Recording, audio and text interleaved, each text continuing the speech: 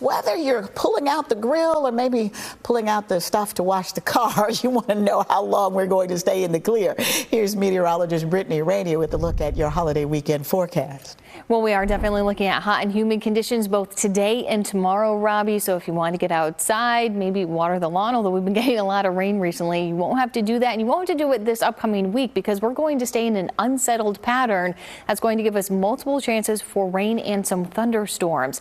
As we head into Monday, though, Memorial Day, that is a first alert weather day. So we're tracking that potential for strong to severe storms in the area. So we definitely want you to have multiple ways of getting those warnings. But here's a look at first alert satellite and radar right now. We have the clouds over North Texas, but any storm activity that is staying off to our north and might clip some of our northeast counties over the next couple of hours. But here in DFW, we're just looking at brighter skies later today and a lot of heat on the way. So our temperatures are already in the lower 80s across the region, but we have to factor in that humidity. We have high dew points out there, so a lot of moisture around, making us feel like about 5 degrees warmer in some spots. And as we head into the afternoon hours, we are going to feel close to those triple digits.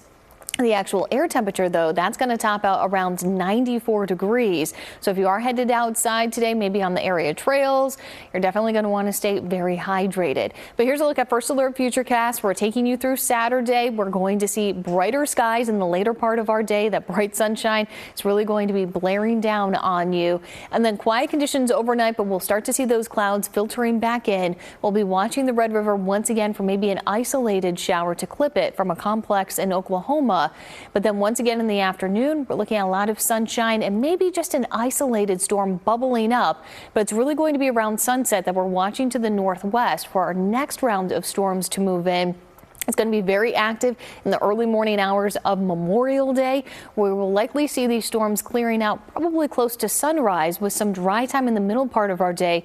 But if we start to see breaks in the clouds, that adds to the instability, and that can help fuel another round of thunderstorms, especially south of I-20 in the afternoon. So the setup that we have this weekend is high pressure is controlling our weather today, but this is going to be shifting off to the east. And as that does so, that's going to allow a cold front to dip into our area, and that's going to bring the rain and storms to our region.